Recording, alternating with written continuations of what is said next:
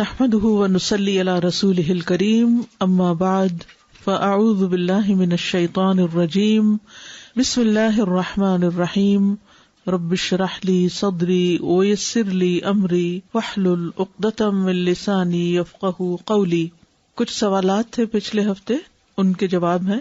سب سے پہلا سوال تو یہ تھا کہ دعائے قنوت رکوع سے پہلے پڑھیں گے یا رکوع کے بعد پڑھیں گے، کیونکہ دونوں طرح کی روایات ملتی ہیں تو اس لیے ان کا تھوڑا سا تفصیلی جائزہ۔ رکوع کے بعد بھی کرنے کا جواز موجود ہے۔ دعائے قنوت رکوع سے پہلے اور بعد میں پڑھنا جائز ہے، یہ دونوں حکم ثابت ہیں، یعنی اس میں وسعت ہے۔ ہم کیا لفظ استعمال نہیں کریں گے؟ اختلاف ہے، کیا کہیں گے؟ وسعت ہے، اگرچہ زیادہ تر رکوع کے بعد ہی آیا ہے۔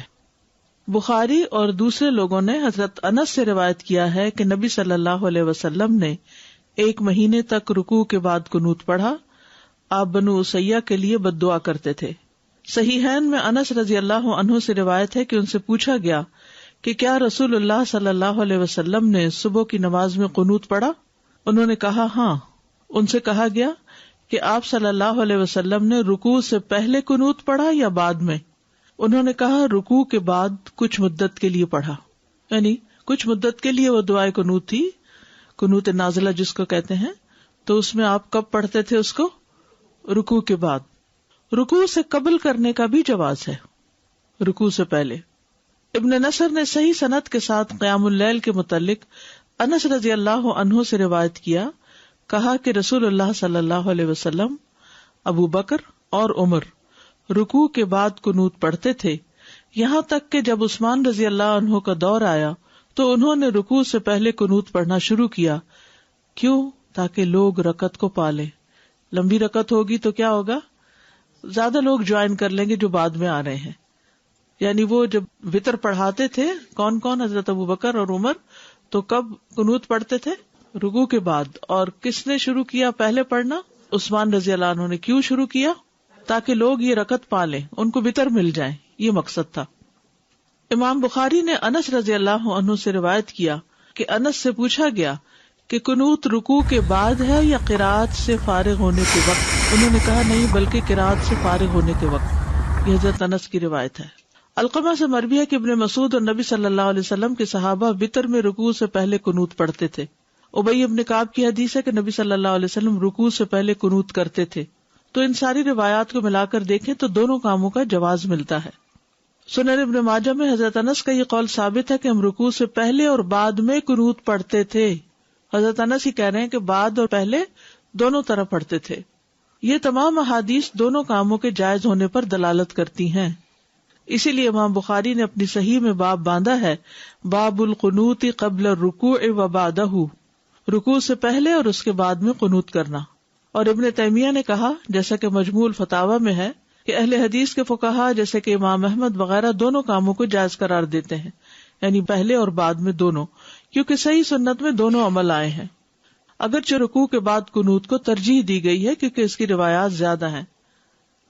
دوسرا سوال تھا نفل نماز میں بیٹھنے کی کیفیت کیا ہوگی، کیسے بیٹھیں گے، تورک کیسے کریں گے، کیا 2 پاؤں پہ بیٹھیں گے، ایک نکال کے بیٹھیں گے، دونوں نکالیں گے، کیا کریں گے؟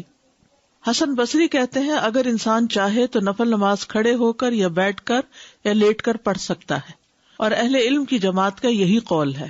آپ صلی اللہ علیہ وسلم نے بیٹھنے کی کیفیت کو بیان نہیں کیا، یعنی سنت سے یہ بات نہیں پتہ چلتی کہ بیٹھنے کا طریقہ کیا تھا، بس اس کے مطلق جائز ہونے سے لیا جا سکتا ہے کہ نمازی جس کیفیت پر بھی بیٹھ جائے گا وہ جائز ہوگی، یعنی جو اس کے لیے آسانی اور سہولت ہوگی۔ ظاہر ہے بیٹھے گا وہی جس کو کھڑے ہونے میں دقت ہے، تو جب وہ بیٹھے گا تو جس پوزیشن پہ بیٹھ پائے اسی پہ بیٹھ جائے۔ البتہ زیادہ بہتر طریقے میں اختلاف کیا گیا ہے کہ بہتر کیا ہے، بس تینوں ائمہ سے مروی ہے کہ چوکڑی مار کر نماز ادا کرے، پلتھی، کراس لیگز، ٹھیک ہے، اس طرح بھی بیٹھا جا سکتا ہے۔ اس میں آپ دیکھیے کہ جیسے اٹھتے وقت ہم ایسے بیٹھے ہوتے تو اٹھتے کیسے، جیسے اٹھتے ہیں اسی طرح پھر سجدہ کر لیتے ہیں، لیکن یہ ضروری نہیں ہے آپ جیسے اتحیات بیٹھتے ہیں اس طرح بھی بیٹھ سکتے ہیں۔ ایک اور قول ہے کہ بایاں پاؤں بچھا کر نماز پڑھے، یعنی اس پر بیٹھ جائے نا بچھا کر۔ ایک اور قول ہے کہ سرین کے بل بیٹھ کر، یعنی بائیں پاؤں کو آگے نکال کر، جیسے وہ لیگ کے اندر سے نکالتے ہیں، نماز پڑھے، اور ان تمام کیفیات کے بارے میں احادیث موجود ہیں۔ نماز بیٹھ کر پڑھنے والے کی کیفیت کے بارے میں حدیث مطلق ہے۔ بعض اہل علم نے کہا کہ مقید بیان نہیں کی گئی، تو انسان کے لیے جائز ہے کہ وہ چوکڑی مار کر بھی بیٹھ کے نماز پڑھ لے، یعنی بیٹھنے کے جو بھی طریقے ان میں سے کسی بھی طریقے پہ بیٹھ جائے، سہولت ہے، ٹھیک ہے۔ کرسی پہ بھی بیٹھ سکتے ہیں، یعنی بعض لوگ نیچے بیٹھ ہی نہیں سکتے تو وہ کرسی پہ بیٹھ کے پڑھ سکتے ہیں اشارے کے ساتھ، یا یہ بھی کر سکتے ہیں کہ صرف اتحیات میں بیٹھ جائیں اور باقی کچھ قیام کھڑے ہو کے کریں، کچھ بیٹھ کے کریں، یا سارا بیٹھ کے کریں اور رکوع کھڑے ہو کے کر لیں اور پھر سجدے میں چلے جائیں اور پھر تحیات بیٹھ کے پڑھ، یعنی اس میں کوئی خاص اور پابندی نہیں لگائی گئی، تو وسعت کی وجہ سے آپ کے لیے سہولت ہے۔ پھر ہے نماز میں سورۃ الاخلاص کی تکرار۔ یہ بھی کسی نے سوال کیا تھا آپ میں سے، سوال تھا کیا یہ ممکن ہے کہ میں نفل نماز میں ایک ہی سورت پڑھوں؟ مثال کے طور پر میں سورۃ اخلاص کو ایک سے زیادہ مرتبہ پڑھتا جاؤں، گویا کہ میں ایک رکعت میں 100 دفعہ پڑھوں۔ بعض لوگ اس طرح کرتے ہیں نا، کئی لوگ وظیفے بتاتے ہیں، حاجت کے نفل بتاتے ہیں، یہ سورت 15 دفعہ پہلی رکعت میں اور دوسری میں، یہ سب خود ساختہ طریقے ہیں۔ الحمدللہ ایک ہی رکعت میں یا 2 رکعت میں کسی سورت کو بار بار لوٹا کر پڑھنے میں کوئی حرج نہیں ہے، کوئی اس میں منع نہیں کیا گیا کہ 2 دفعہ نہیں پڑھ سکتے، 3 دفعہ نہیں پڑھ سکتے، خاص طور پر قل هو اللہ احد، کیونکہ اس کی بہت عظیم فضیلت ہے، کیونکہ یہ سورت توحید اور رب تعالیٰ کی صفات پر مشتمل ہے۔ امام بخاری نے روایت کیا کہ ابو سعید خدری سے روایت ہے کہ ایک آدمی نے دوسرے آدمی سے سنا کہ وہ قل هو اللہ احد بار بار پڑھ رہا ہے۔ جب صبح ہوئی تو اس نے رسول اللہ صلی اللہ علیہ وسلم کی خدمت میں حاضر ہو کر اس واقعے کا ذکر کیا، گویا وہ اس عمل میں کوئی بڑا ثواب خیال نہ کرتا تھا۔ تو رسول اللہ صلی اللہ علیہ وسلم نے فرمایا، مجھے اس ذات کی قسم جس کے ہاتھ میں میری جان ہے، یہ سورت قرآن کی 1/3 کے برابر ہے۔ لیکن 2 کاموں سے بچنا ضروری ہے تکرار میں۔ نمبر 1، گنتی معین نہ کریں کہ 10 دفعہ ہی پڑھنی ضروری ہے۔ ان میں سے ایک یہ ہے کہ تکرار معین گنتی کے ساتھ نہ ہو۔ اگر وہ معین کر لے گا، یعنی فکس کر لے گا، وہ نہ اس سے زیادہ پڑھے گا نہ کم، تو یہ بدعت ہوگی، کیونکہ یہ خود ساختہ طریقہ ہے، خود ایجاد کیا، لوگوں کو پابند کیا۔ یعنی کچھ لوگ اس طرح کی چیزیں لکھ کر عام کر دیتے ہیں یا دوسروں کو کہتے ہیں 3 دفعہ لازمی پڑھنا ہے۔ مذکورہ حدیث میں گنتی کی تعین نہیں، نہ ہی یہ سلف سے معروف ہے، اور جو چیز شریعت میں متعین نہیں اس کی تعین جائز نہیں، اس کا بغیر کسی تعین کے مطلق ہونا جائز ہوگا۔ جیسے لوگ کہتے ہیں نا کتنی دفعہ آیت کریمہ پڑھیں، وہ کہیں نہیں بتایا گیا کتنی دفعہ، جتنا سہولت سے پڑھ سکتے ہو۔ حضرت یونس علیہ السلام کے بارے میں کچھ نہیں ملتا کہ انہوں نے 100 دفعہ پڑھا یا 1000 دفعہ پڑھا۔ اصل بات یہ کہ پڑھنے کی کوالٹی کیا ہے، یہ زیادہ امپورٹنٹ ہے۔ نمبر 2، اسے عادت نہ بنایا جائے کہ مثلا ہر روز فجر کی نماز میں آپ پہلی رکعت میں 20 دفعہ، دوسری میں 15 دفعہ قل هو اللہ پڑھ رہے ہیں، یہ نہیں ہونا چاہیے۔ انسان جب بھی رات کو قیام کرے تو ایک سورت کے بار بار پڑھنے کو عادت نہ بنا لے، کہ آپ دیکھیں کہ کوئی شخص ہر رات ایک ہی سورت پڑھتا ہے اور اسے تبدیل نہیں کرتا، یہ بھی مشروع نہیں، نہ سلف صالحین کے عمل میں سے ہے۔ بس جب وہ اس کام کو کرنا چاہے تو کبھی کبھار ہی کرے، اس پر دوام نہ کرے۔ اس کو چاہیے کہ سنت کے عمل کو اور اس کام کو عادت بنائے جس پر پہلے لوگ عمل کیا کرتے تھے۔ وہ ہر رکعت میں سورۃ الفاتحہ کے ساتھ کوئی ایک سورت پڑھے یا کسی سورت کا کچھ حصہ پڑھے، اور تکرار کرنا جو ہے وہ کچھ افضل نہیں ہے، اگرچہ پڑھنے میں کوئی حرج نہیں، لیکن اس میں کوئی ایسا نہیں کہ یہ زیادہ ثواب کا کام ہے۔ اوکے، کیونکہ آپ نے اسی کی فضیلت بتائی نا کہ وہ تو 1/3 قرآن کے برابر ہے، تو سورت کو معمولی کیوں سمجھتے ہو؟ اور تکرار سے منع نہیں کیا تھا، لیکن تکرار فکس کرنا جو ہے اپنے پاس سے وہ ٹھیک نہیں۔ سورہ ملک ہم عشاء کے آخری 2 رکعت میں پڑھ سکتے ہیں؟ جی پڑھ سکتے ہیں، چاہے فرضوں میں پڑھیں چاہے نفلوں میں پڑھیں، تو وہ اس کی تلاوت کا وہ حق ادا ہو جائے گا، حق ادا ہو جائے گا انشاءاللہ۔ لیکن اس کو لازم اس وقت پابند نہ کر لیں اپنے آپ کو، کبھی اس میں پڑھیں کبھی نہ بھی پڑھیں۔ ابھی ہم نے پڑھا تھا کہ حضرت عثمان رضی اللہ عنہ نے رکوع کے پہلے پڑھنی شروع کی تاکہ جو ہے ان کو رکعت مل جائے لوگوں کو، تو اس صورت میں سورہ فاتحہ تو مس ہو گئی، تو پھر ہمیں رکعت ریوائز کرنی پڑے گی، ریپیٹ کرنی پڑے گی؟ نہیں، جب وہ آئے گا لمبا ہو جائے گا نا، جیسے ایک رکعت ویسے تو چھوٹی ہو جاتی ہے، لیکن اگر قنوت پڑھنی شروع کی تو لمبی ہو گئی رکعت، جی، تو وہ پھر سورۃ فاتحہ آ کے پڑھ لے گا اپنی، کیونکہ رکعت لمبی ہو گئی ہے نا۔ اچھا، وہ خود سے پڑھ لیں گے، خود سے پڑھ لے گا نا، ٹھیک ہے۔ امام کی اگر مس بھی ہو جائے اور انسان خود سے پڑھ لے تو نماز ہو جائے گی۔ ساتھ میرا یہ سوال ہے کہ جیسے 30ویں سپارے کی جب صورتیں بڑی یاد کرنے لگتے ہیں تو پھر اسپیشلی جیسے سورہ اخلاص جیسی صورت ہے تو وہ ہم لوگ کم پڑھنے کی وہ کرتے ہیں. تو میرا یہ تھا کہ جب میں نے بخاری کے اندر اس کی فضیلت پڑھی سورہ اخلاص کی تو اس کے بعد میں نے اپنی ہر نماز کے اندر اس کو شامل کر لیا. کسی بھی ایک رکعت میں پڑھتی تھی یا پھر آخری رکعت میں اس کو رکھ لیا. تو یہ صحیح ہے ایسا کرنا یا نہیں؟ جی دیکھیں مسنون ہے. فجر کی 2 سنتوں کی دوسری رکعت میں اس کا پڑھنا مسنون ہے. مغرب کی 2 سنتوں میں دوسری رکعت میں پڑھنا مسنون ہے. اسی طرح ظہر کی سنتوں میں بھی آپ 2 سنتوں کے آخری رکعت میں اس کو پڑھ لیں. سنت کی دوسری رکعت میں اس کو پڑھنا جو ہے وہ تو سنت سے بھی ثابت ہے، حتیٰ کہ وتر کے بھی آخری رکعت میں. ٹھیک ہے نا استاذہ؟ یہ دعائے قنوت جو رکوع سے پہلے اور رکوع کے بعد اس کو کیسے پڑھیں گے؟ جیسے رفع یدین کریں گے یا اس کے بعد ہاتھ اٹھا کے؟ جی ہاتھ اٹھا کر اور پھر دوبارہ سینے پہ باندھ لیں گے. سینے پہ باندھ کے؟ جی ہاں. ہاتھ دعا کی طرح نہیں اٹھائیں گے؟ دعا کی طرح بھی کر سکتے، دونوں طرح ٹھیک ہے. اور رکوع کے بعد بھی ہاتھ اٹھا کے رفع یدین کر کے؟ جی ہاں دونوں طرح. جزاک اللہ. تہجد کی فضیلت متقین اور محسنین کی صفات میں سے ہے. لینے والے ہوں گے جو ان کا رب انہیں دے گا. یقیناً وہ اس سے پہلے نیکی کرنے والے تھے. وہ رات کے بہت تھوڑے حصے میں سوتے تھے اور رات کی آخری گھڑیوں میں وہ بخشش مانگتے تھے. سحری کے وقت استغفار کرتے تھے. اس آیت کا مقصد یہ ہے کہ وہ راحت اور نفس کے سکون کے اوقات میں عبادت کی مشقت کو برداشت کرتے ہیں. یعنی جب ساری دنیا سوتی ہے، آرام کرتی ہے، تو وہ اپنے آپ کو عبادت میں تھکاتے ہیں اور دن کی مشقتوں سے صرف تھوڑا ہی آرام حاصل کرتے ہیں.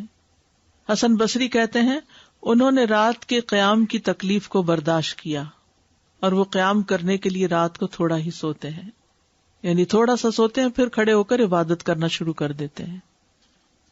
راتوں کو قیام کرنے والوں کی تعریف کی گئی ہے قرآن مجید میں.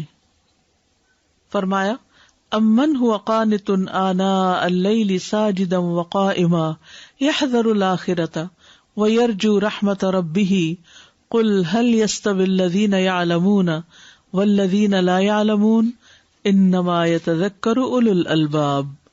کیا یہ بہتر ہے یا وہ شخص جو رات کی گھڑیوں میں سجدہ کرتے ہوئے اور قیام کرتے ہوئے عبادت کرنے والا ہے، آخرت سے ڈرتا ہے اور اپنے رب کی رحمت کی امید رکھتا ہے؟ کہہ دو کیا برابر ہیں وہ لوگ جو جانتے ہیں اور وہ جو نہیں جانتے؟ نصیحت تو بس عقل والے ہی قبول کرتے ہیں. جنت میں جانے والوں کی صفات بھی یہی ہیں. والذین یبیتون لربہم سجدا وقیاما. وہ لوگ جو اپنے رب کے لیے سجدہ کرتے ہوئے اور قیام کرتے ہوئے رات گزارتے ہیں، یعنی رات کو عبادت کرتے ہیں، اور جو کہتے ہیں اے ہمارے رب ہم سے جہنم کا عذاب پھیر دے، بے شک اس کا عذاب ہمیشہ چمٹ جانے والا ہے. رات کو تہجد پڑھنے اور اس میں دعا کرنے والوں کی جزا کیا ہے؟ سورۃ الفرقان میں آتا ہے اولئک یجزون الغرفۃ بما صبروا ویلقون فیہا تحیۃ وسلاما خالدین فیہا حسنت مستقرا ومقاما. ان لوگوں کو جزا میں بالا خانہ دیا جائے گا اس لیے کہ انہوں نے صبر کیا، اور اس میں ان کا استقبال زندگی کی دعا اور سلام کے ساتھ کیا جائے گا، ہمیشہ اس میں رہنے والے، اور وہ ٹھہرنے اور رہنے کی اچھی جگہ ہے. فرض کے بعد سب سے افضل نماز صلاۃ اللیل ہے. فرض نماز کے بعد سب سے افضل فائدے والی نماز رات کی نماز ہے. صحیح مسلم کی روایت سے یہ بات پتہ چلتی ہے. معاذ بن جبل کہتے ہیں سنن ترمذی کی روایت میں کہ میں ایک سفر میں نبی صلی اللہ علیہ وسلم کے ساتھ تھا. ایک دن صبح کے وقت میں آپ سے قریب ہوا اور ہم سب چل رہے تھے، تو میں نے کہا اللہ کے رسول آپ مجھے کوئی ایسا عمل بتائیے جو مجھے جنت میں لے جائے اور مجھے آگ سے دور رکھے. ہم سب کی یہی تڑپ ہوتے ہیں یا اللہ کوئی کام پتہ چلے کہ جس سے کر کے ہم تیری جنت کو پا سکے، وہاں تک پہنچ سکے اور آگ سے بچ جائیں. آپ نے فرمایا تم نے ایک بہت بڑی بات پوچھی ہے، اور بے شک یہ عمل اس شخص کے لیے آسان ہے جس کے لیے اللہ آسان کر دے. تم اللہ کی عبادت کرو، اس کے ساتھ کسی کو شریک نہ ٹھہراؤ، اور تم نماز قائم کرو، زکوٰۃ دو، اور رمضان کے روزے رکھو، اور بیت اللہ کا حج کرو. پھر آپ نے فرمایا کیا میں خیر کے دروازوں کی طرف تمہاری رہنمائی نہ کر دوں؟ روزہ ڈھال ہے، صدقہ گناہ کو ایسے بجھا دیتا ہے جس طرح پانی آگ کو بجھا دیتا ہے. اور آدھی رات کے وقت آدمی کا نماز پڑھنا. پھر آپ صلی اللہ علیہ وسلم نے یہ آیت پڑھی تتجافا جنوبہم عن المضاجع، ان کے پہلو بستروں سے الگ رہتے ہیں. یدعون ربہم خوفا وطمعا، اپنے رب کو خوف اور امید کی حالت میں پکارتے ہیں. تو اس سے پتہ چلتا ہے کہ تہجد پڑھنا جو ہے وہ جنت کی طرف لے جانے والے کاموں میں سے ہے اور یہ مومن کا شرف ہے. نبی صلی اللہ علیہ وسلم نے فرمایا جبریل میرے پاس آئے اور کہا اے محمد صلی اللہ علیہ وسلم جیسے چاہے زندگی گزارے بالآخر مرنا تو ہے, جس کو چاہے اپنا محبوب بنا لے بالآخر جدا تو ہونا ہے, جیسے چاہے عمل کریں بالآخر اس کا بدلہ تو ملنا ہے, اور جان لے کہ مومن کا شرف یعنی عزت قیام اللیل میں ہے اور اس کی عزت لوگوں سے بے پرواہ ہو جانے میں ہے, یعنی لوگوں کی باتوں کی پرواہ نہ کرے, اس میں اس کی عزت ہے.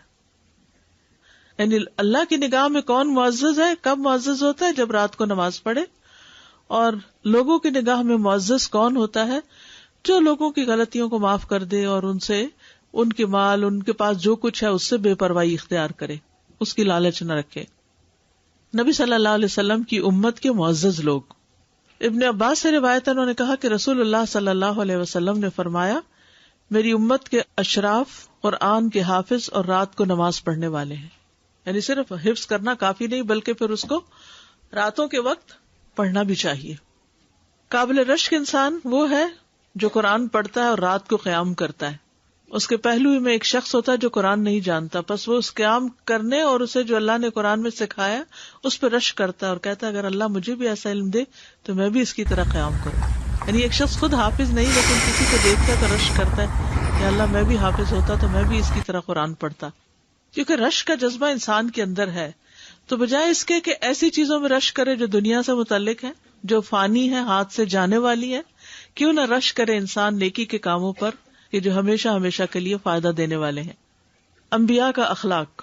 فضیل بن عیاض کہتے ہیں کہا جاتا تھا کہ انبیاء اور چنے ہوئے نیک اور پاکیزہ دلوں کے حامل لوگوں کے 3 اخلاق ہوتے تھے. نمبر 1 بردباری, برداشت کر جانا, یعنی لوگوں کی بڑی بڑی باتیں سن کر غصہ نہ کرنا یا بہت زیادہ ریئیکشنری نہ ہونا. نمبر 2 اللہ کی بارگاہ میں رجوع کرنا, منیب اواب, ہر چیز میں اللہ سے مدد مانگنا.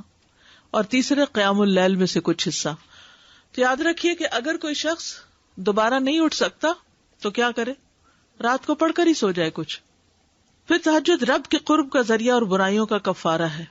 ابو امامہ رضی اللہ عنہ سے مروی ہے, وہ رسول اللہ صلی اللہ علیہ وسلم سے روایت کرتے ہیں کہ آپ نے فرمایا رات کا قیام لازم پکڑو, بس بے شک وہ تم سے پہلے کے نیک لوگوں کا طریقہ ہے, تمہارے رب کے قرب کا ذریعہ, برائیوں کا کفارہ اور گناہوں سے رکاوٹ ہے. ایسے شخص سے اللہ خوش ہوتا ہے. رسول اللہ صلی اللہ علیہ وسلم نے فرمایا ہمارے رب عز و جل کو 2 طرح کے آدمیوں پر بہت تعجب ہوتا ہے. ایک وہ جو اپنے بستر اور اپنے لحاف, اپنے اہل خانہ اور محلہ کو چھوڑ کر اپنی نماز ادا کرنے نکلتا ہے, خاص طور پر آج کل جو لوگ فجر میں مسجد جاتے ہیں, اللہ کے پسندیدہ لوگ. تو ہمارا رب فرماتا ہے میرے فرشتوں اس بندے کو دیکھو جو اپنے بستر, اپنے لحاف, اپنے محلے اور اپنے اہل خانہ کو چھوڑ کر اپنی نماز کی طرف آیا ہے, میرے پاس موجود نعمتوں کی رغبت میں اور میرے ہاں موجود سزا کے خوف سے. ایسا ہی شخص تقوی والا ہے کہ جو اپنی نیند بھی چھوڑے, اپنا بستر بھی چھوڑے, گھر بھی چھوڑے, اپنا علاقہ بھی چھوڑے, مسجد دور ہے وہاں جائے اور پھر نماز پڑھ کر گھر آئے. کیوں جائے جب سب لوگ اس وقت آرام کر رہے ہوں؟ اس جزا کے لیے جو اللہ کے پاس ہے اور اس سزا سے بچنے کے لیے جو اللہ کے پاس ہے. نبی صلی اللہ علیہ وسلم نے فرمایا اللہ عز و جل 3 قسم کے آدمیوں سے محبت کرتا ہے اور ان پر ہنستا ہے اور ان سے خوش ہوتا ہے. ان میں سے ایک وہ جس کی بیوی خوبصورت ہو اور اس کے پاس بہترین نرم بستر ہو لیکن وہ قیام کرنے کے لیے رات کو کھڑا ہو جاتا ہو. اللہ تعالیٰ کہتا ہے میرے بندے نے اپنی شہوت کو ترک کر دیا اور میرا ذکر کر رہا ہے اور مجھ سے سرگوشی کر رہا ہے, اگر یہ چاہتا تو سو بھی سکتا تھا. ایک اور وہ جو قافلے سمیت سفر پر ہو اور وہ رات کو کچھ حصہ جاگنے کی وجہ سے چور ہو گئے ہوں اور بالآخر سو گئے ہوں, لیکن وہ شخص خوشی ناخوشی میں سحری کے وقت اٹھ کھڑا ہوا اور نماز پڑھنا شروع کر دے.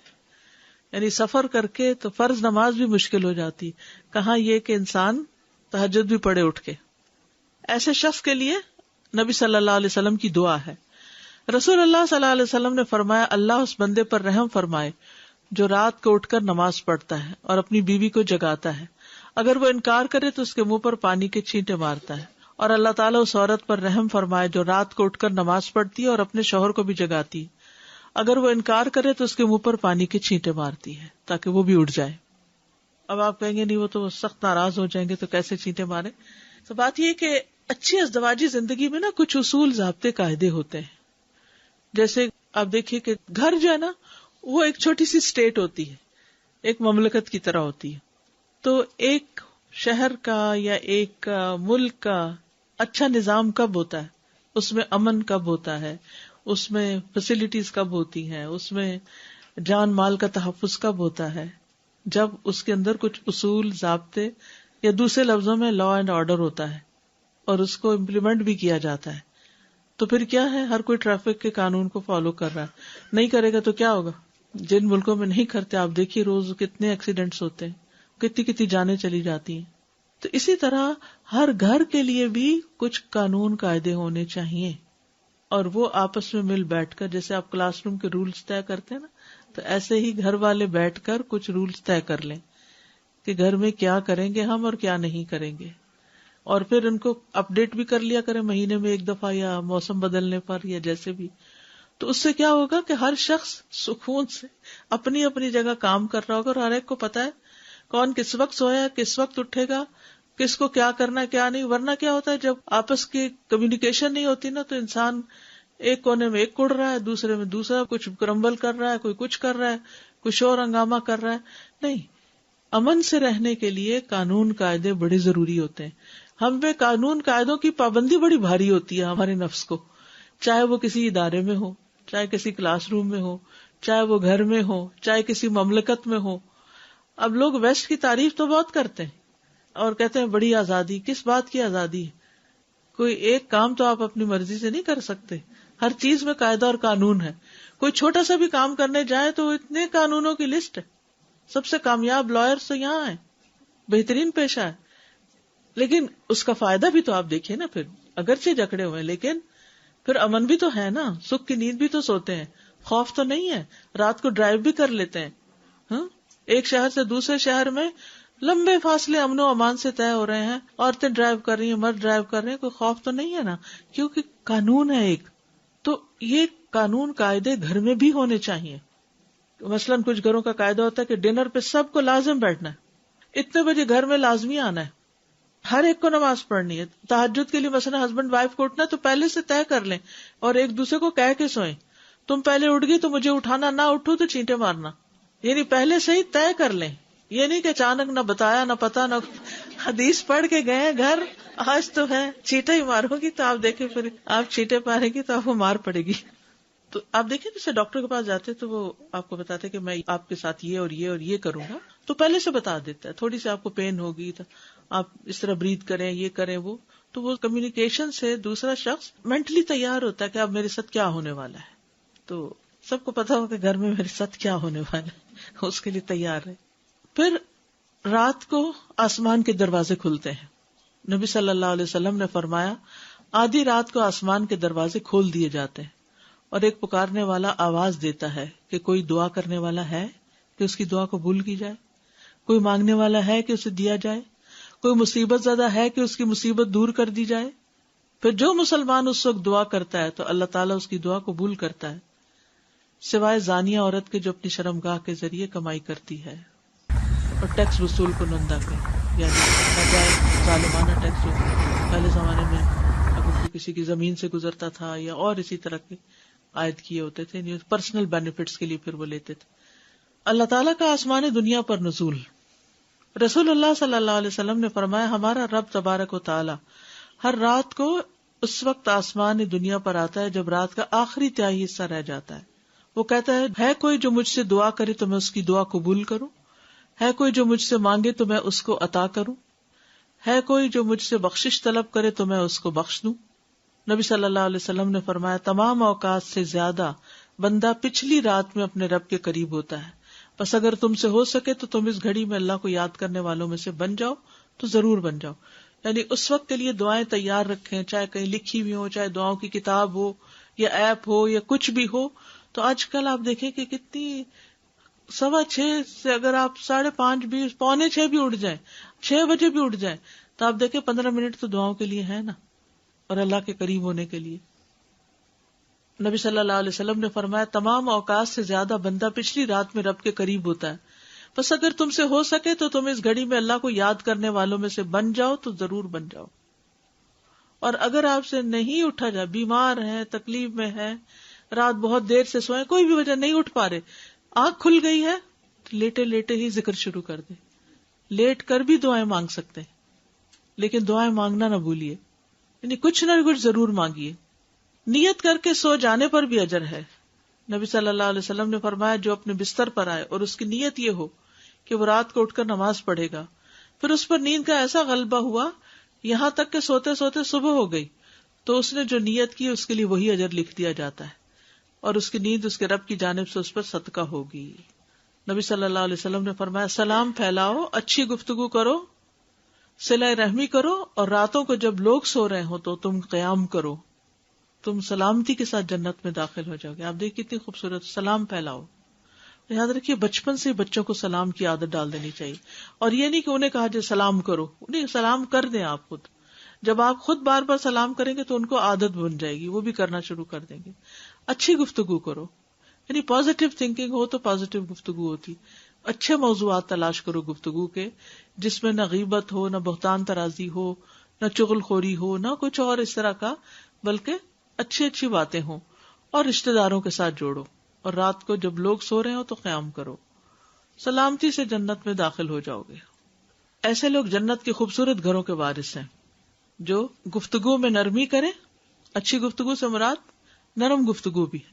کھانا کھلائے، اور رات کو جب لوگ سو رہے ہو تو اللہ کے لیے قیام کرے. خواتین کے لیے بہت بڑا موقع ہے اجر کمانے کا، کھانا کھلا کر. ہم سمجھتے ہیں صرف گھر سے باہر کھانا کھلانا ہی، یا مہمانوں کو کھانا کھلانا، یا کسی کی دعوت کرنا ہی کھانا کھلانا ہے. گھر والوں کے لیے جو کچھ آپ پکاتے ہیں اور جو بناتے ہیں وہ بھی اس میں شامل ہوتا ہے.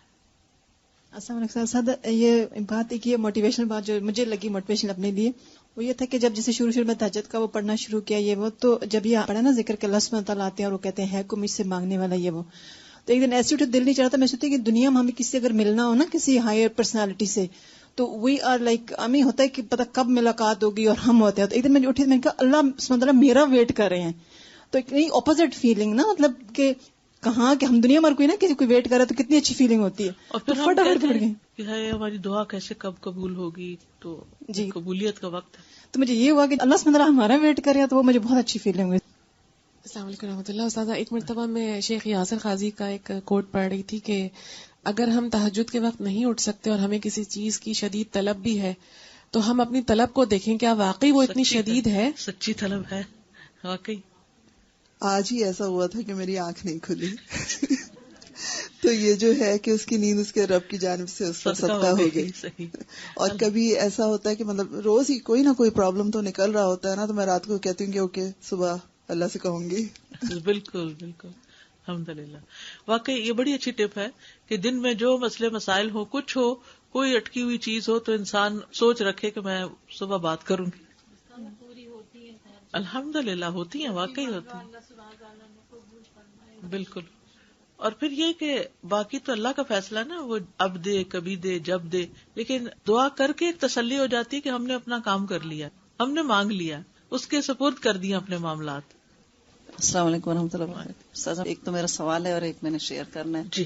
میں نے اپنے بیڈ کے سامنے جو ڈریسر ہے اس کے اوپر میں نے بڑا بڑا لکھ کے لگایا ہوتا ہے وَلَمْ أَكُنْ بِدُعَائِكَ رَبِّ شَقِيًّا، کہ کبھی بھی نا امیدی نہیں ہوتی. بالکل. اور دوسرا میرا سوال یہ تھا کہ جیسے ہم کبھی رات کو اٹھتے ہیں اور اپنے پڑھنے پڑھانے کے لیے، سبق یاد کرنے کے لیے، تو وہ بھی پھر قیام اللیل میں شمار ہوگا رات کو اٹھنے میں.